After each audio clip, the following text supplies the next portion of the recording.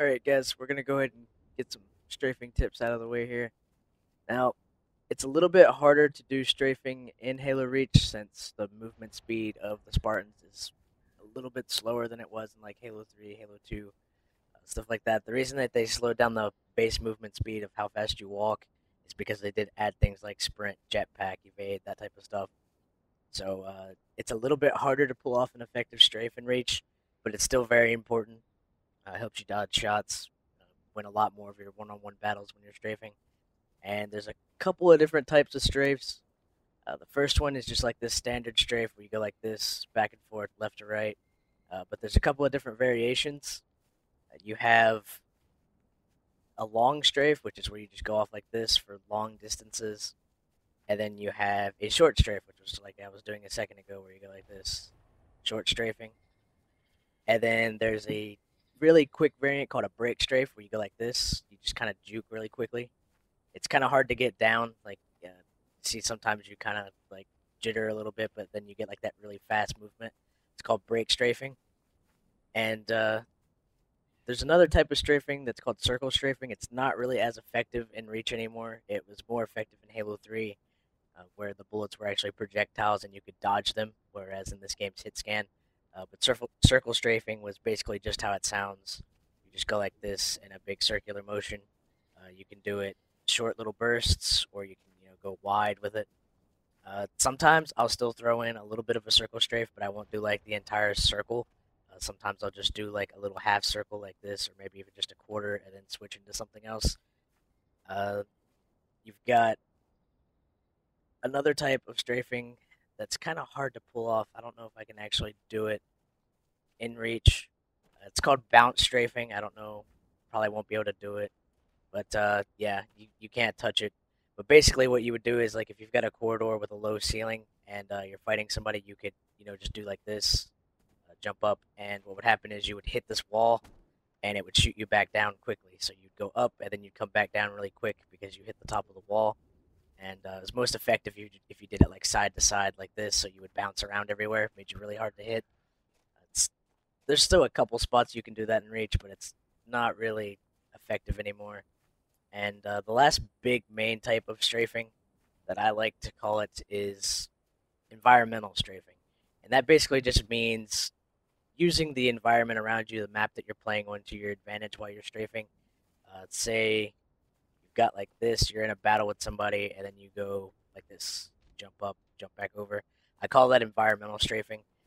The best thing about this is that it gives you a height advantage that's very big in Halo, but you just have to kind of pay attention to the map you're playing on. You can do it with a lot of different areas.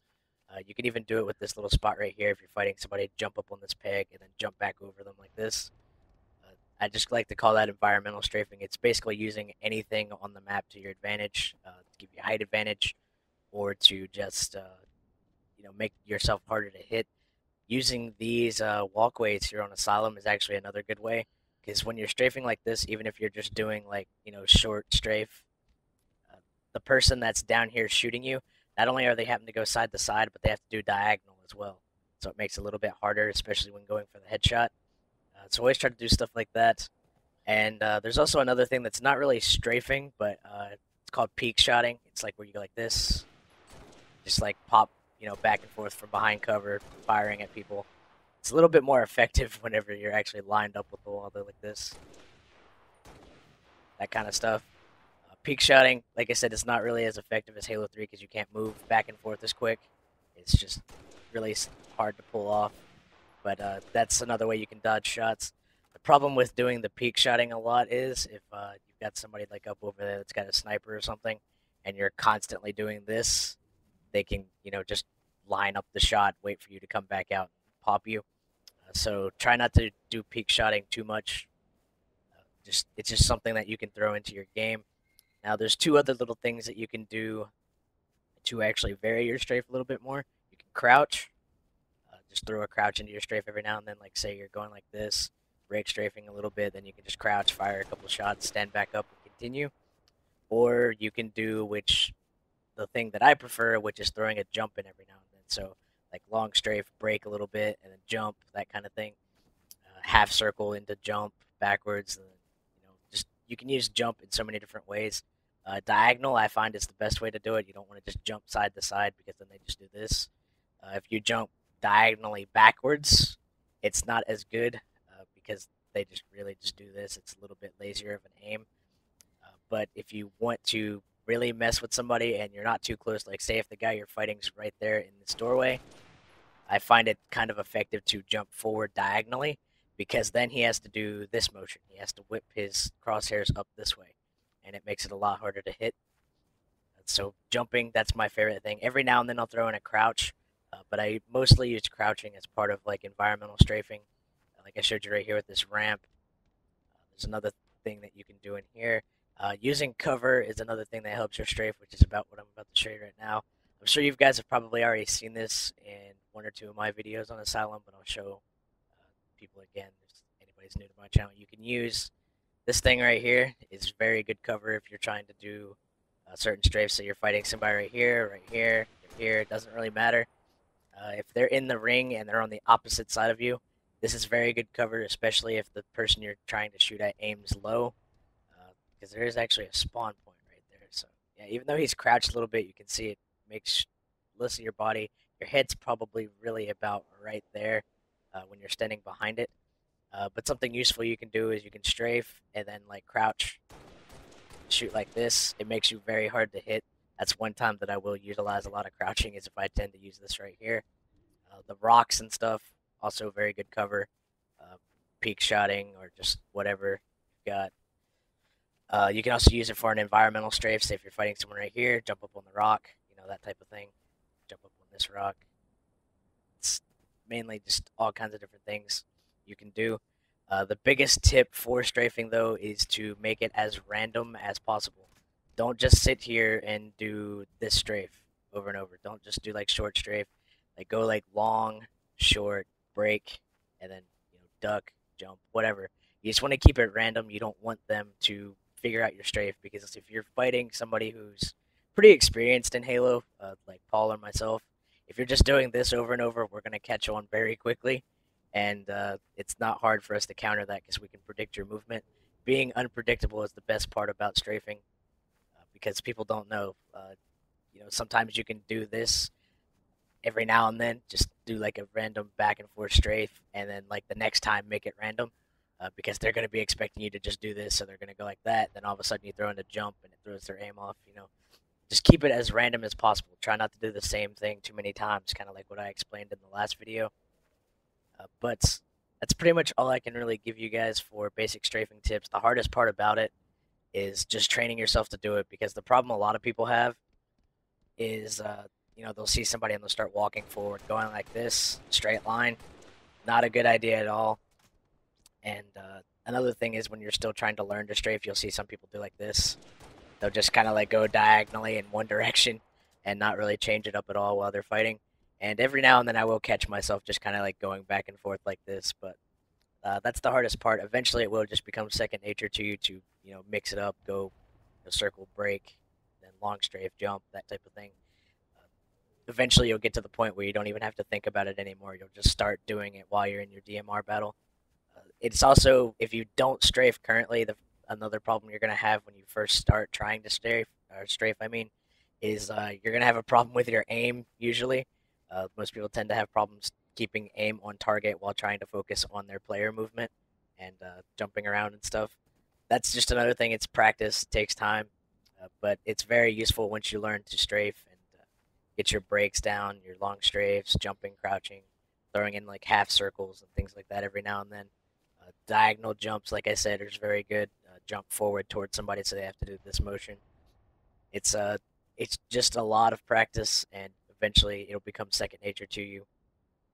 And that's pretty much all you can really do, is just try to make sure that you're always focusing on doing some type of movement. You never want to walk straight forward or just straight to one side or anything like that. It becomes predictable. But don't do this. I just feel like doing it. Yeah. Go out with a boom. Alright guys, this pretty much wraps up the basics portion of the Halo Reach Bootcamp. You should now have a pretty good idea of what type of player you are, whether you be passive or aggressive, and what type of skills you should focus on the most. Keep in mind, though, that those are just basics, things for you to focus on at the beginning of your game. The best Halo player is able to take traits from both passive and aggressive play and mold them into one, such as an aggressive player who's also good at staying alive while rushing and flanking, and a passive player who can pick up a sword and a shotgun and play aggressive with it when they don't have access to something like a grenade launcher, sniper rifle, that type of stuff.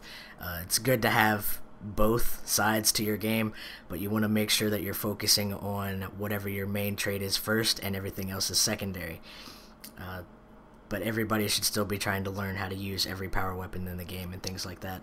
And after this episode, you should have some generalized tips for learning to strafe better so you can dodge bullets, win a lot more of your one-on-one engagements, and that also goes hand in hand with staying alive. But after this, we're pretty much going to move into map breakdowns now. The first map breakdown is going to be the one that I was just on right there, Asylum. It's a fairly popular map across all different game modes, so that's why I'm going to start with Asylum. If you'd like to, you can vote in the comments for the map that you'd like to see done second. But the first map breakdown, Asylum, is probably going to be somewhere around Friday or Saturday.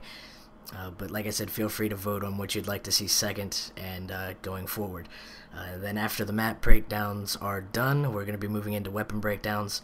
And I'm pretty set on the first weapon that I'm going to go over is going to be the DMR, because that is the weapon that I think everybody in this game needs to learn to use effectively, because that's going to be the biggest part of your game no matter what type of player you are, passive or aggressive. That should be the main weapon that you should be trying to master across the board. But I also have created a Facebook and a Twitter page for this YouTube channel. It's not anything where I'm going to spam you with like all kinds of like regular stuff. I'm mainly keeping both of those just to let you guys know of upcoming projects and when videos are released. So like when this video goes up, it'll go up on Twitter and Facebook that this video is up with a link to it, that type of stuff. That's all it's really going to be. The reason I have both Facebook and Twitter is because I know not everybody likes Twitter, so I made a Facebook page for that, and vice versa. If you prefer Twitter, you can get the information from Twitter. But like I said, I'm not going to spam you guys. Just mainly channel stuff whenever I put up a new video, or I might, drop something in there to let you guys know if I'm not going to be able to do a video for a while. That type of stuff. It's just easier for you guys to get the information that way, and because YouTube sub box kind of sucks it up sometimes, it doesn't always give everybody every video that I do. So if you don't see a video for a while, check either the Facebook or the Twitter would be a good way to see if I've done anything lately. And both of those links are at Twitter. You can follow me at SpartanAnaru, and at Facebook, it's facebook.com/SpartanAnaru. And I'll talk to all of you guys later.